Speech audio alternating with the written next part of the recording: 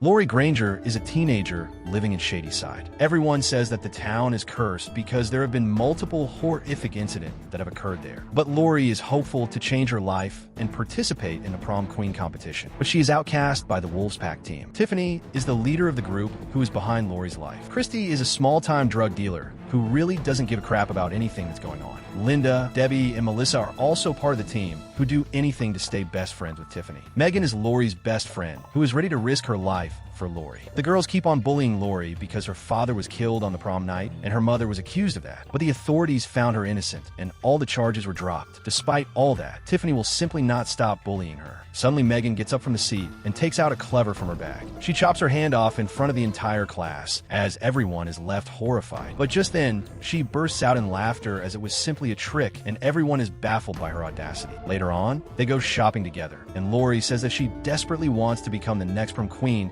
so she can get out of her miserable life. Megan is joining her as her date for prom night and they plan to crush it together. Tiffany's boyfriend, Tyler, is secretly in love with Lori and she also has some feelings for him. But they are afraid to confess it to each other as the rest of the gang might make fun of them. After everyone leaves, Tyler comes back and has a conversation with her. It is revealed that they're childhood best friends, but time got in their way and they had to separate paths. She gets back home at night and tells her mom about it, but she does not seem to be happy at all. She tells Megan that her mother was also nominated for the prom, but after what happened to her dad, they eliminated her. At night, Tiffany puts on her costume and shows it to her parents. They are even worse as they push their ambition on her. Melissa comes there at that moment, and Tiffany berates her, saying that she can borrow one of her old dresses to wear to the prom. Christy is selling drugs at night in a secluded place. She's going back home when she suddenly hears some disturbance. A mass killer comes there and axes her to death. Principal Dolores is worried as Christy has been missing, so they decide to erase her name from the competition. She then asks all the contestants to practice their performance as everything has to be perfect. The principal later tells Lori that she used to be her mother's friend, and she really wants Lloyd to win this, as it could change her life completely. Tiffany is the next door neighbor,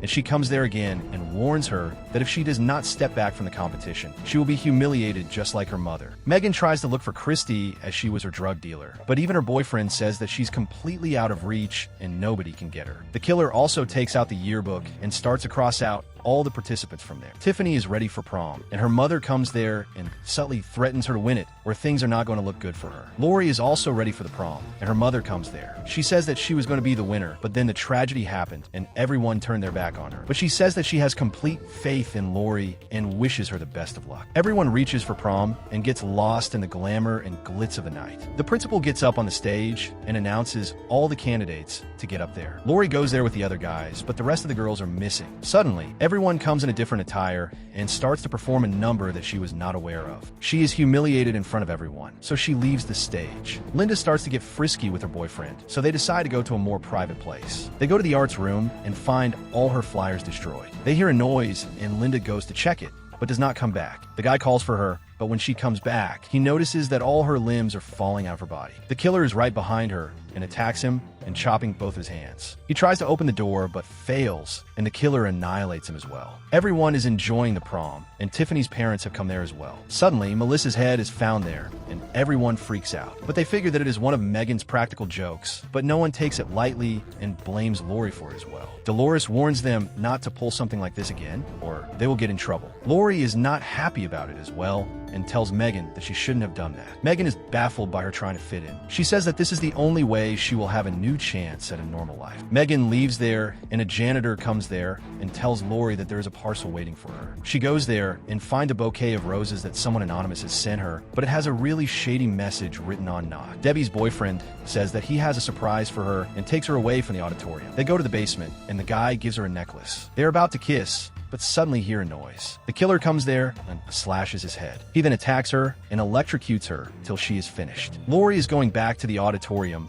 when she's confronted by Tiffany again. Tiffany says that her mother got pregnant with her dad, but she killed him before Lori was born. She even calls her a bastard child, and Melissa takes her stand for the first time and says that it is enough. Lori is a complete mess, but that's when Melissa comes there and offers her makeup. She refreshes herself again and goes back to the auditorium, determined to win. Tiffany tries to poke her nose in there again, and this time she berates Melissa and insults her for wearing her dress. She even throws drinks at her, which makes her leave the party. Both of them then engage in a dance face-off, but Lori clearly overshadows Tiffany, and she is left embarrassed in front of the entire crowd. Melissa is in the changing room and is determined to put an end to things with Tiffany, but she does not know that the killer is right there. She's about to get out, but he comes there at that moment with a knife, and she runs from it. She somehow manages to escape him and is about to be free, but another killer appears from there, and together they finish her off as well. Everyone starts the voting process, and people are now in favor of Lori. The principal comes there and says that she gave a spectacular performance, and that is what she was expecting from her all along. Tiffany confides in Tyler and says that she noticed him looking at Lori throughout the entire night. She says that they are the perfect couple, and it has to stay just like that, and if he ever tries to act out, it will be the end of him. Tyler has had enough of her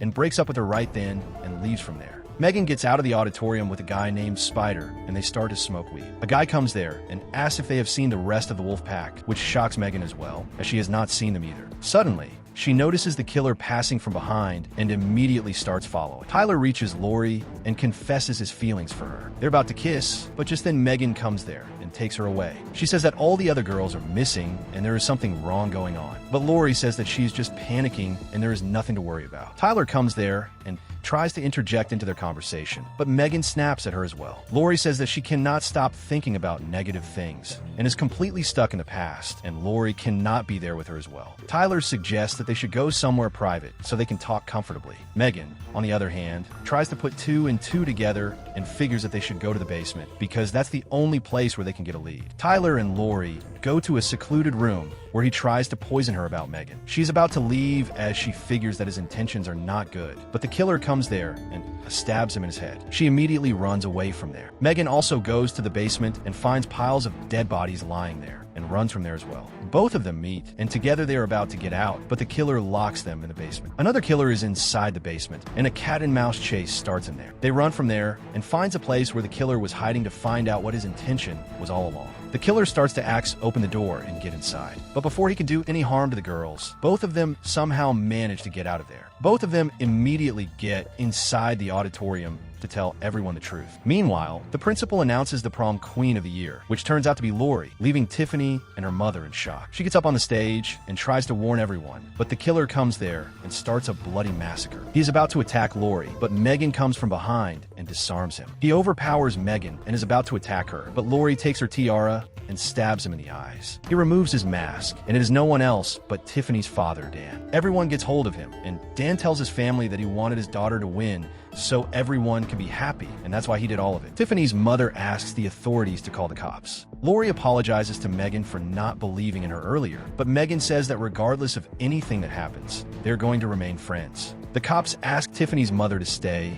and ask Tiffany to go home. She is scared, and that's when Lori steps in and says that she will accompany her home. On their way, Megan says that she has always felt the pressure of being the best because of her parents, and that's why she's so mean to her. They reach her place, and seeing Tiffany scared, Lori decides to stay with her for the night. On the other hand, the cops are interrogating her mom, but she begs them to let her go home, as Tiffany has been through a lot of trauma. They agree to do so and let her go. She reaches her home, but her demeanor changes, and she picks up a knife. Turns out that she is the other killer. Lori comes there, and seeing her with a knife, she figures the fact out as well. Tiffany sees that as well, and both of them run together and hide inside a closet. She says that she cannot believe that her parents could do such a thing, but her behavior changes all of a sudden, and it is revealed that she was part of the plan as well. She attacks Lori, but she somehow manages to save her life and run from there. But the mother gets hold of her and stabs her in the back. Both of them are now in power and reveal that it was their plan all along. She also reveals that she is the one who killed Lori's father, as she was in love with him, but he chose Lori's mother. So she killed him on prom night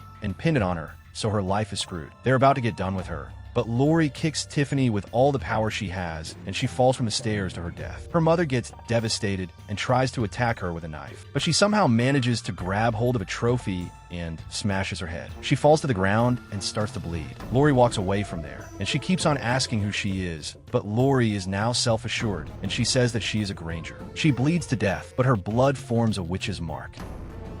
So, that was the recap for the 2025 movie Fear Street Prom Queen. For more recaps like this, stay subscribed to the channel. And if you have liked this video, you may also like this.